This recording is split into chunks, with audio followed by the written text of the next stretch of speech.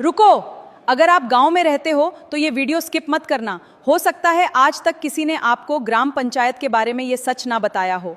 नमस्कार दोस्तों, आज मैं आपको बहुत ही आसान भाषा में बताने वाली हूँ कि ग्राम पंचायत आखिर गांव वालों के लिए होती किस लिए है। ग्राम पंचायत का काम सिर्फ चुनाव जीतना नहीं होता, इसकी जिम्मेदारी होती है गांव का विकास करना। आपके गांव में सड़क बने, नाली बने, पीने का साफ पानी मिले, स्ट्रीट लाइट लगे, सफाई हो, मनरेगा के काम मिले और सरकारी योजनाओं का लाभ लोगों तक पहुंचे, ये सब ग्राम पंचायत की जिम्मेदारियों में आता है। और सबसे जरूरी बात, अगर ये काम नहीं हो रहे, ग्राम सभा में जाइए, सवाल पूछिए और काम का हिसाब मांगिए।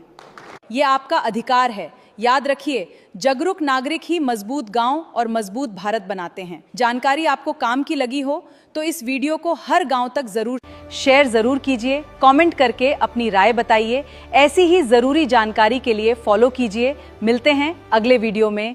जय भीम।